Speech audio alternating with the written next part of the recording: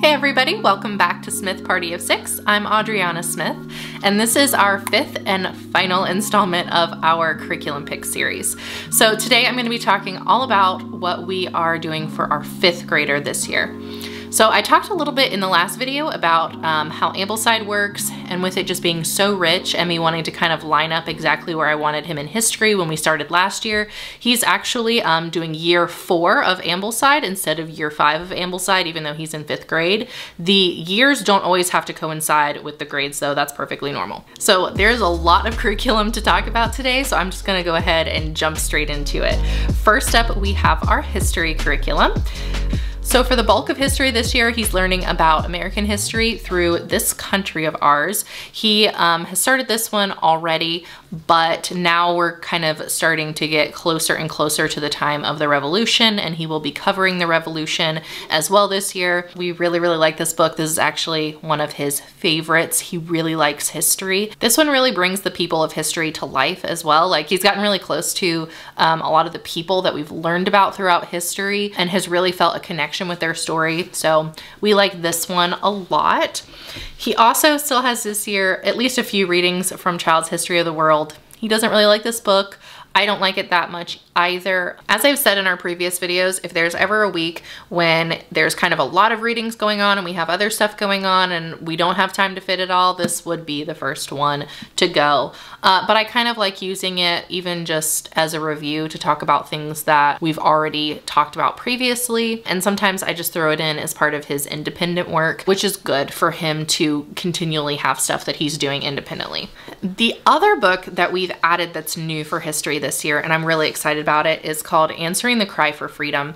So this is going to go into specific stories of different African Americans during the time of the American Revolution. We've only read just a little bit of it so far, the intro and starting into chapter 1, but a lot of times I feel like, at least in public school, we didn't get very much history of Africans or of Black people in general, and so it's just really nice to get some of that. And so it's just nice to kind of get some of that in Ambleside's curriculum. And it's actually kind of inspired me. I feel like I want to add more African history. I know that there is a YouTube channel out there and an Instagram I think she has, maybe called Heritage Mom or something like that. If you know, comment down below and let me know. But I kind of want to look into what she's done with her children to add more of that in, because I feel like I don't really know much about anything that was happening on the continent of Africa before the slave trade really started to take off. So I would even like to learn more myself. So anyways, we're really excited about this book. Next up, we have our biography selections. So first of all, we're continuing in Trial and Triumph. This is our church history book. It's really good. It does not shy away from sensitive topics, including martyrdom. There are people that you really resonate with their stories and you're rooting for them, and in the end, they're going to be martyred. And so if you have a more sensitive kid, just kind of wanting to forewarn you about that. My children are pretty good with handling things like this. We have lots of conversations, so they know that those are things that do happen. They also have like a set of missionary books that we've read, like several throughout the years, and so they're kind of used to the hardships that sometimes have faced our Christian brothers and sisters throughout history, and then even in some countries that still face them today. I really like this book because I feel like it helps kind of bolster that sense of gratitude to God for the time period that we currently live in, though things could start to slide toward that persecution route again. You know, we don't really know. But however, right now we're still in a position where we are able to worship freely and where we can spread the gospel freely without having to worry about any harm coming to us. And so I like books like this that kind of teach what has happened throughout history, and then it can lead us into those conversations of even what happens today in certain other countries around the world. So in term 1 for biography, we also are reading about Benjamin Franklin in the book Poor Richard. This one has been really good so far. There have been several quotes in here that have been really good. There was one actually that I had him pull out last week for his copy work. I make suggestions sometimes for their copy work. Even though I let them usually choose their copy work, I'll still occasionally make suggestions if something is like really good. So for example, this last one said, They were learning how to talk and reason and express themselves and hold their tempers and be good-humored in disagreement. I just thought that was really good. It talked about how they would have a group that would get together and meet, and they would discuss, you know, different political things going on at the time. And they didn't always agree with each other, but there is a way to disagree that I feel like we've really lost today. And so I kind of wanted to focus in on that one for his copy work. And there's been lots like that that are just like, yeah, this is a really good lesson. So there's that book. We will also be starting later on in the year, George Washington's World. I don't really have a whole lot to say about this one right now because we haven't started it yet, but looking forward to that one. Another one that we're starting later is a biography on Abigail Adams. And then we'll also be talking about Sir Isaac Newton in The Ocean of Truth. So when they start year 4, it is technically Form 2. So since he has started Form 2, instead of just doing a basic like accordion fold timeline that I do with all the other kids, he has officially started his Book of Centuries. Alexia has put some stuff in her Book of Centuries throughout the years too. Arwen has not started one yet, and of course neither has Aspen. So this is his first year where we're really just doing the Book of Centuries and not putting like the bulk of his stuff on the timeline. If you are not familiar with Charlotte Mason Education and a Book of Centuries, his Book of Centuries will be his Book of Centuries throughout the rest of his school career. It's divided up into centuries, so there are 2 pages. It's a 2-page spread per century. I will go ahead and show you one of his pages here just so you can kind of see. So on one side, they record different information that has really stood out to them that they've read. And then on the other side, he can start doing like drawings and stuff from the time period, like clothes that they would have worn, weaponry they would have had, food they would have eaten, that sort of thing. And it kind of really helps put in perspective like, oh wait, I'm learning about this person over here and this person in this other subject, and they were alive during the same time. So it just helps them kind of start grasping the flow of time and kind of who was alive all at the same time, what types of things were all happening in the world at the same time. Next up, we've got geography. So just like with the other kids, he is still doing some of the chapters from Home Geography by C.C. Long and some of the ones from Charlotte Mason's book, Elementary Geography. These geography books focus more on just like the basics of geography, kind of like compass direction, hot and cold countries, making maps, that sort of thing. That's what these books are really more focused on. And then he'll have a geography book that kind of immerses him in a specific place a little bit more. So this is the last Holling C. Holling book. We love Holling C. Holling's books, and I'm really sad to have him be done with them. But this is the last one. It's called Min of the Mississippi. So in this one, we are following a snapping turtle that is named Min, and she's starting up at the very top of the Mississippi River. I'm guessing that we are going to go all the way down through. So we're going to be learning about the Mississippi River region. So he has like a map for this one that he adds different places that we learn about as we go all throughout the year. And that's one of the maps that I didn't actually get from MapTrek, but we'll use a couple of other ones from MapTrek, which I'll talk about here in just a minute. So Holling C. Holling's books, if you haven't watched my other videos that have included them, they, first of all, are just excellent. We love his stuff. So for example, this is the last chapter that we were just doing. So in this one, the chapter itself is a few pages worth of words. So we have a 2-page spread here and then a page right here. And then we get a nice picture at the end of every chapter that kind of goes along with whatever we were talking about. But as we go, there's also all these notes and extra pictures and bits that go with what we're talking about. So his books are just really immersive. You feel a connection with it. Like, these are living books if I ever did see them. They're just very, very engaging, and I cannot recommend them enough. We love Holling C. Holling. And then last but not least for geography, on the schedule, it recommends these What the World Eats and Material World, A Global Family Portrait books. Both of these are by Peter Menzel. So these aren't books that actually have like a required reading in them. It's more that they can just kind of look through at their own leisure and just kind of get to know like what it looks like in different places of the world, the types of things that they eat. So for example, South Africa. So he has traveled the world and shares pictures of the different places that he's been, little bits of information that go along with it there. Just to kind of give you a sense of what other places around the world are like. Ethiopia, So that is the Material World book. The next one in What the World Eats is going to be very, very similar. So here is showing the country of Chad.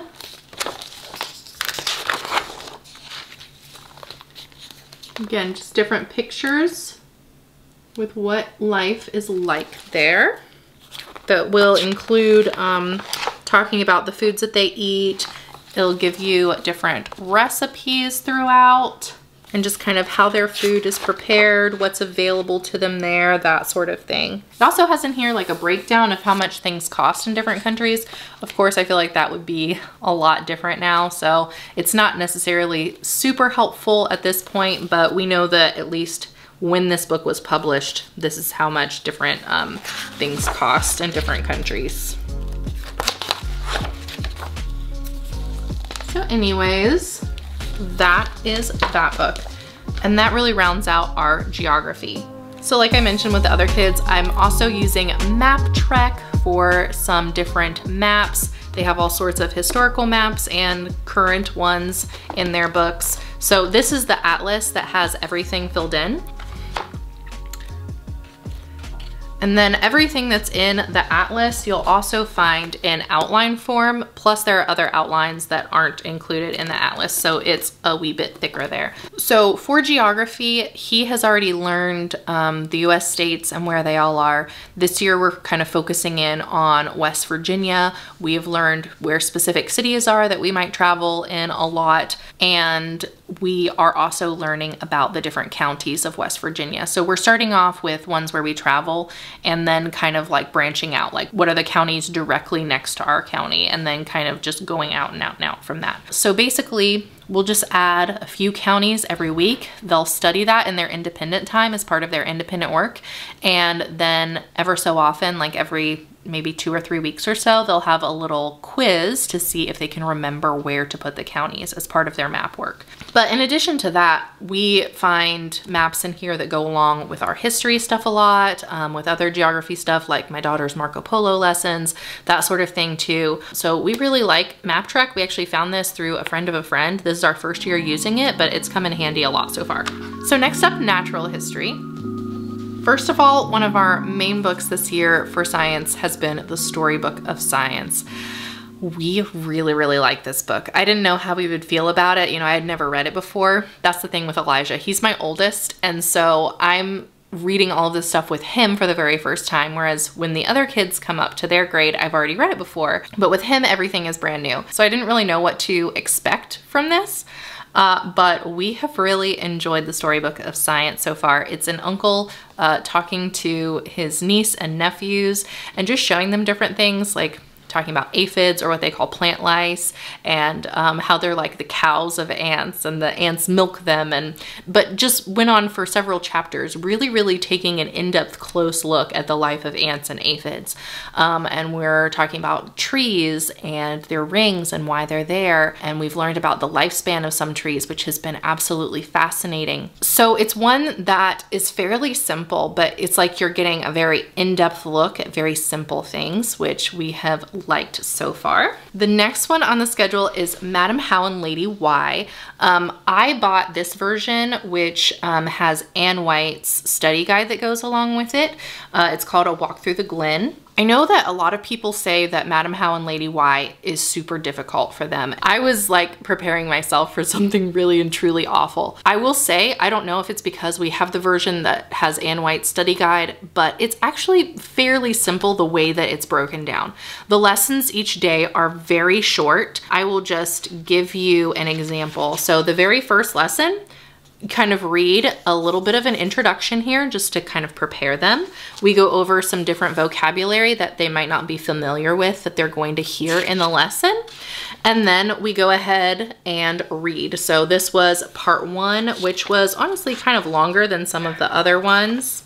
This was our very first reading here, but most of them are honestly shorter than that. And it's fascinating, again, just taking a very close, in-depth look at nature. At first, we're focusing on how the Glen became how it is and how water is actually shaping the way that the land looks. And it really teaches them to take an in-depth look at how things are. That's the Madam How portion. and then the why behind it. And Lady Why is usually a little bit harder to figure out than Madam How, but it constantly keeps pointing back to God as the master who is higher even than Lady Why and the one that establishes all things. So I really actually love this book. Elijah has liked this book. He keeps saying that it's mind-blowing, which I totally agree with. It has been mind-blowing for me as well, just to kind of slow down and think about the how and the why behind things. And then he's already finished this one, but they also had a picture book for term 1 that they are just supposed to read during the very first week of school. And that is Gregor Mendel, The Friar Who Grew Peas. So it's a little short picture book biography on Gregor Mendel and the work that he did with learning about genes. And it's something that we're all probably pretty familiar with, but it just starts to give children a taste for kind of why things turn out the way that they do. All right, our next category is literature.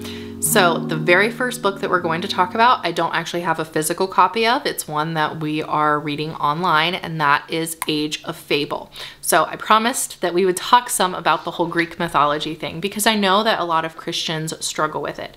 So Age of Fable goes into Greek and Roman mythology. The person who wrote it is a Christian, and you can tell as you continue on throughout scripture. My thing with learning about Greek mythology is that it kind of really depends what angle you present it from with your children. So for us, it gives me an opportunity. I mentioned this in the last video where I was talking about my 4th grader and her stuff that we're doing. But for me, this gives me an opportunity that's kind of like an apologetics, where we can start looking at other worldviews, even though these don't necessarily exist today. I don't know anyone today who believes in Greek and Roman mythology. I have met someone who believes in Norse legends, but I haven't met anyone who believes in Greek and Roman stuff. But it kind of gives an avenue to start dissecting and saying, okay, let's look at this worldview. Let's look at these gods and compare them to the one true God. How can we tell that this is something man-made versus this over here?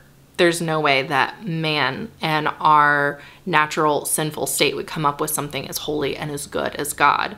Whereas we could totally see God's being like ourselves and being very sinful and quick-tempered and that sort of thing. So I kind of use it even as an apologetics tool, but I do like also that it's being written by a Christian anyway, and we get little hints of that throughout the book thrown in there. To go along with it, I did buy one of these coloring books just to kind of try to help him keep names and stuff straight. He hasn't really used this a whole lot so far. I think that he's done a few things out of it, but mostly he uses character cards, which I showed in a previous video, that kind of have a blank space up at the top. He'll draw what he envisions the character being, have the name there, and like a little blurb about them, what we've learned about that character so far.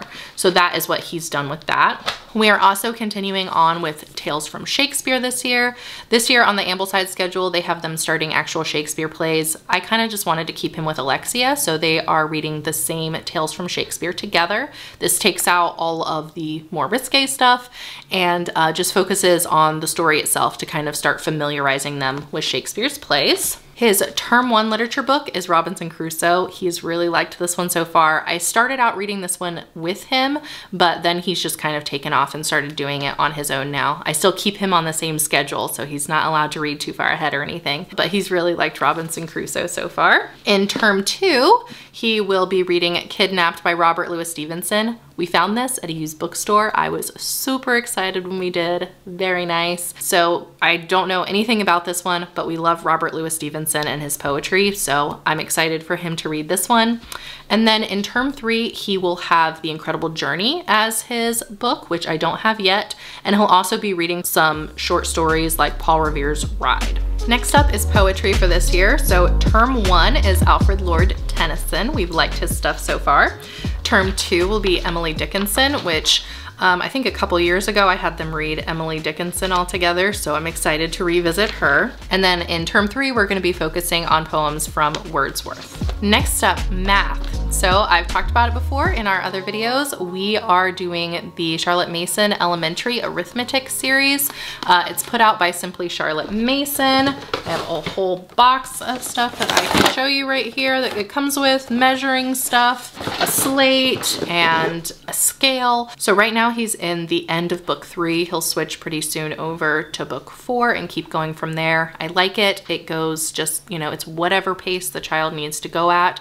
We just do a certain time limit worth of math every single day, and then we move on to the next subject. It's also very straightforward math, not a ton of like algebraic thinking right out the gate like Singapore was, just really helping them solidify each of the concepts before they move on. So it just definitely makes things really simple. It's just a very straightforward style of math, which works out really well for my kids. Next up on the list is grammar. So for grammar, we use the stuff from Simply Charlotte Mason, which is Using Language Well and Spelling Wisdom paired together. I will link them down in the description box along with everything else. So for example, he's gonna be on lesson 99, and it says to read exercise 99 in the Spelling Wisdom book. So then we would flip there. It's called The Splendid Tree from the Fir Tree by Hans Christian Andersen, and it says, "Now the tree did not even dare tremble. What a state he was in! He was so uneasy lest he should lose something of his splendor, that he was quite bewildered amidst the glare and brightness, when suddenly both folding doors opened, and a troop of children rushed in as if they would upset the tree. The older person followed quietly. The little ones stood quite still, but it was only for a moment. Then they shouted that the whole place re-echoed with their rejoicing. They danced round the tree, and one person after the other was pulled off." So they'll read a selection like this of something that's really good literature that has great sentence structure, and then they'll have some things that are pointed out to them during the lesson. So for example, it says, look at the first 2 sentences, explain what kind of sentence each is and why it has that punctuation mark at the end. And then for the next one, it says, how many semicolons do you see in the exercise and what job are they doing? So they're making observations about grammar as they go. And then lastly, for where he is, he will study that exercise until he feels like he has it all down, and then he will give the book to me, and I will read it to him while he writes it down. So that's how each lesson goes. There's something to read, a few questions about it, observations to make, and then there's a dictation afterwards. So it's a pretty gentle style of grammar, honestly, but it does require some thought, which sometimes starting out, it was a little frustrating for him, especially when he first got to the dictation section, because they are longer passages that he's having to learn, you know, where the punctuation goes, what types of things are capitalized and which aren't. So you really have to have your mind engaged while you're doing it, but it is a short lesson overall. And even though it's not his favorite subject, I think it's still really good for him. All right, next up, we have handwriting and copywork. So for copywork, I have them choose something that they have read that really stands out to them, like what I shared with you guys from Poor Richard earlier. So there'll be something that stands out, and they can choose to copy that in their best handwriting into their copywork notebook.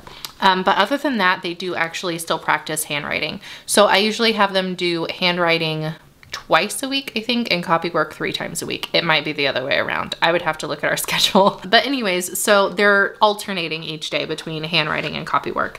So he is doing the level 5 handwriting from The Good and the Beautiful. We still use them for a few things, and this is one of the things that we use them for. So in this book, he is mainly focusing on all cursive. I like The Good and the Beautiful because it's not just the handwriting. They'll have other little things to do, like drawing something or coloring or doing a certain puzzle. In this one, he has to draw a scene around the chair. So just different things like that. But he is focusing on cursive for this whole book. So he had started cursive last year, and it's something that he's doing pretty well with, so we are continuing with that. Next up, so I mentioned in Alexia's video that I do certain things for like sexual reproduction and maturation, and so I use the books entitled The Talk that are put out by Luke and Trisha Gilkerson. So he has already went completely through the first book. So he is right now in the middle of this second book, which kind of focuses more on puberty. It's called Changes, 7 Biblical Lessons to Make Sense of Puberty. So he hasn't hit puberty yet. He's still pretty young, but I want him to get all of this information before he does. And so we are going through that book. And then the last book that they have in the series, and I don't know when we'll start this one, it still might be like a year or two before we hop into it. It's called Relationships, 11 Lessons to Give Kids a Greater Understanding of Biblical Sexuality. So where the first one is kind of like an introduction with the talk and kind of just going through all the mechanics of things, just very basic. Then this one, when they get to it, will be a little bit more in depth. So I showed in the last video with Alexia, but I'll show a little bit of this one too. So for example, this is what a typical lesson will look like. This one itself is called Hormones, the Catalyst of Change. There's going to be an opening thought to kind of introduce the lesson. We'll have a scripture reading, and then we'll go into the explanation. So really like the meat of the lesson, and different talking points, things to bring up. Like in this one, they were looking at the brain and kind of talking about different hormones and where they come from, that sort of thing. And then how that changes the body, the development that will take place, certain changes to watch for, and to realize that that's totally normal and just part of growing up. It even goes into talking about mental and emotional changes in this one. So this was like a fairly long lesson compared to some of the others.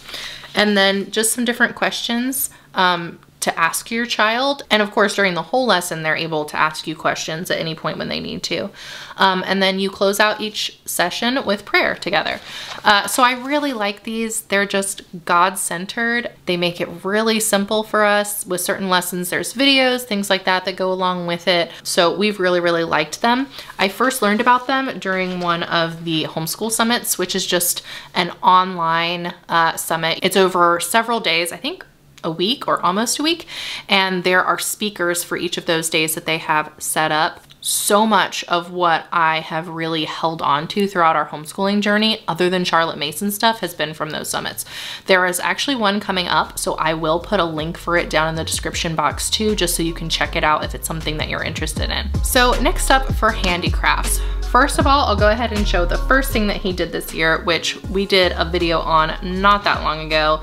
And that is Mbot Neo here from MakeBlock. So this is something that we actually got sent for free. They just wanted us to try it out, review it on our channel. And so I've already done that, and there is a video if you want to check it out. I think I just put it out a couple videos ago. So this was his first thing that he did for Handicrafts so far this year. So it wasn't just building the robot, but then he also started to code it afterwards. And that's just an ongoing thing. Like, he's still learning coding through working with this robot. It takes them from like basic block coding all the way through Python programming. So that is something that he's really enjoying. He wanted to really focus on a lot more of like mechanical stuff this year for Handicrafts, and I told him that we could do some STEM stuff, but then I also wanted him to do other skills too. So I also got him a tool from Bella Luna Toys that is a wood carving tool. So he's going to be working on some wood carving projects this year. We also have the Wild and Free Handcrafts book, which I showed before. I'm not sure that he would really enjoy a lot of the stuff in there, so I'm not really going to push a whole lot of that on him. But then also one of our friends has recently been teaching the kids to crochet. She's really gotten into crochet and starting her own business with it. And so they've been learning from her. And so that's one of the things that he can do too now, is just like little basic crochet projects so far. So just lots of little things where he can work with his hands that are actually producing something, whether it's decorative or useful in everyday life. Next up is drawing. So we use these drawing books from The Good and the Beautiful. It is their Draw Vintage Images series. I know that they have a lot of other drawing stuff now besides just these. When I first ordered these, they just had like the drawing trees and the vintage images, and that was it. There's a lot more to choose from now. But we really like the vintage image set. He is on level 4 of that, so he'll be continuing through those. And then finally, we also use typing through The Good and the Beautiful. He is in typing 2 right now, but it doesn't look like he's going to have that for too much longer. So eventually we'll have to switch over. I saw that they did put out a typing 3 course. I thought that there were only the 2 levels of it, but there are 3 now. So we'll have to get that sometime soon as well. I will say about this, if you like to have software, obviously that is not the case with this. It's just a book. You might have to kind of check over to see if they have their hands in the right position ever so often. I have them do it as one of their independent lessons, but they're always in the same room as me. So if I see one of them starting to hunt and peck, then I'll let them know. Elijah's usually really good about keeping his hands where he needs to though. So we really like that set. He's able to type now just from using that.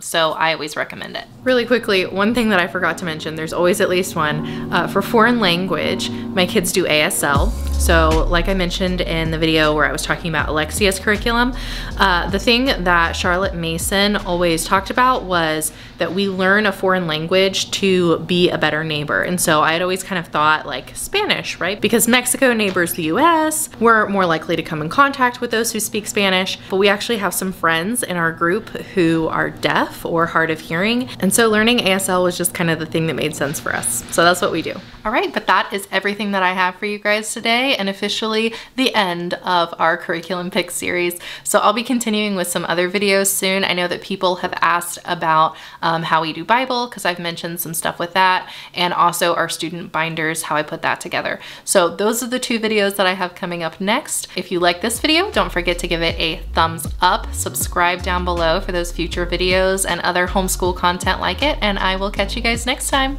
Bye!